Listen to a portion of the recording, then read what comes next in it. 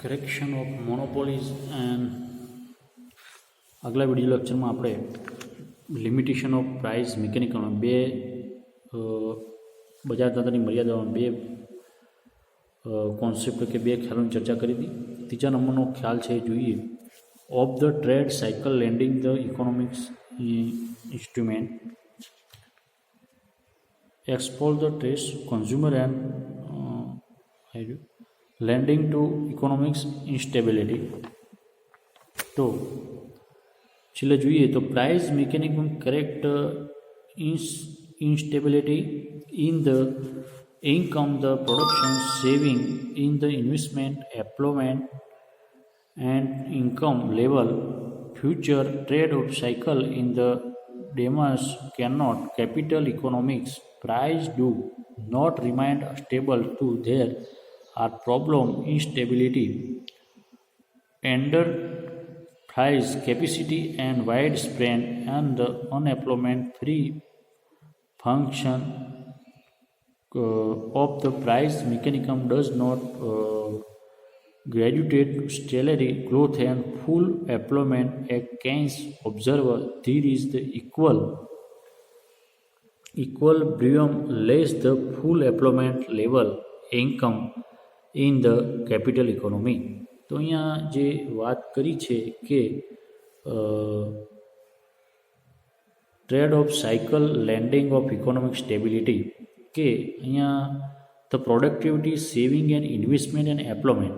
તો અહીંયા પહેલી વાત કરી છે તો પ્રોડક્ટિવિટી, તો ઉત્પાદન વધશે, ત્યાર પછી સેવિંગ થશે કે બચત થશે, બચતમાં તો ઇન્વેસ્ટમેન્ટ થશે અને ઇન્વેસ્ટમેન્ટમાં આપણે કહ્યું કે એમ્પ્લોયમેન્ટ એટલે કે જે રોજગારીમાં જે છે એ વધારો થયેલો જોવા મળશે.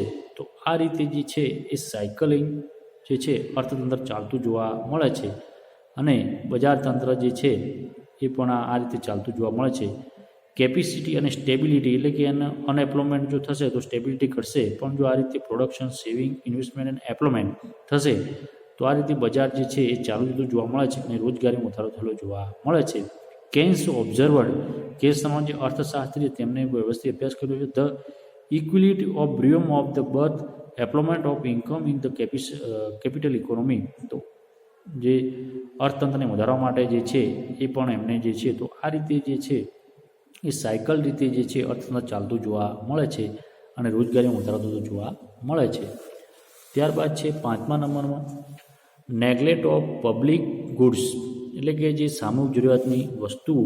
તો એ પણ જે અહીંયા જોઈએ તો public good R those good which are collectivity and the nature of man's these good do not satisfy when only character individual but the entire society of public. For example, the difference of the country public park garden maintenance law and the order is the result. There would be less supply and the public welfare would suffice and no police production against the people will not able carry their day to day activity pay full.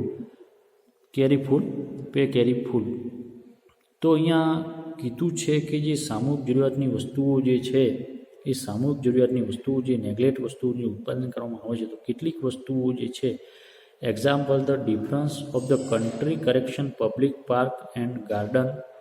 આપણે જોઈએ કે જે જાહેર વસ્તુઓ છે, સામૂહિક વસ્તુઓ છે એ લોકોને ઉપયોગી થતી જોવા મળે છે અને આવી વસ્તુઓ જે છે રેલવે છે, પોસ્ટ ઓફિસ છે, બેન્કિંગની સેવાઓ છે, શિક્ષણની સેવાઓ છે, હેલ્થની સર્વિસિંગ છે, આ તમામ સેવાઓ જે છે એ સામૂહિક જરૂરિયાતની વસ્તુઓ જે છે એ પબ્લિક ગુડ તરીકે ઓળખવામાં આવતી જોવા મળે છે અને બજાર માર્કેટિંગમાં આ પણ જે છે એ ઉત્પાદનમાં પ્રોડક્શનનો ફાળો આપતી જોવા મળે છે અને લોકોની સુખાકારી માટે વેલફેર એક્ટિવિટીઝ પેરફુલ કે એમની એક્ટિવિટી ઇકોનોમિકલ એક્ટિવિટીમાં વધારો કરતી જોવા મળે છે. ત્યારબાદ છે એક્સ્ટ્રાલિટ નોટ કન્સિડરેશન અપેક્ષા વાઇઝ બાહ્ય અસરો એટલે કે જે બીજી અસરો જે છે અન્ય અસરો બજાર તંત્ર ઉપર કઈ રીતે અસર કરે છે તે અહીંયા સમજાવ્યું છે. One of significant limitation of the price mechanism is the against externality there's in the productivity consumption of the are correct effect which are the extra to the firm. Consumer externality may positive, negative, the negative effect in the pollution, water and air, the society suffice cost but not execution for the unpaid production, the canon device of the social cost and the private cost which is common in the capitalist society. To the up in the side, the various central problem of the economy discuss about the independence of the first three problem related to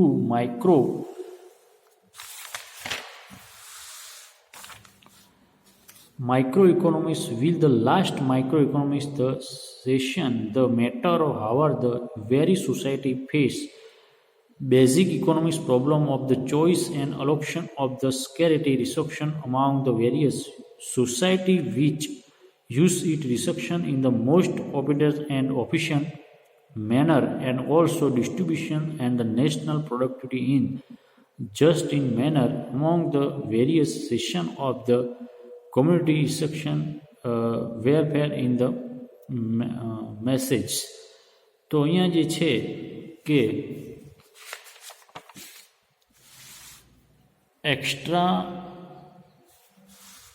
એક્સટર્નલિટી not કોન્સાઇટેશન એટલે કે જે વધારાના કેટલાક બાહ્ય અસરો જે છે તો અહીંયા આપ્યું છે કે જે કેટલીક નેગેટિવ અસરો અને પોઝિટિવ અસરો અહીંયા આપ્યું છે કે the negative positive and negative extensibility may of the positive and negative effect of the pollution water.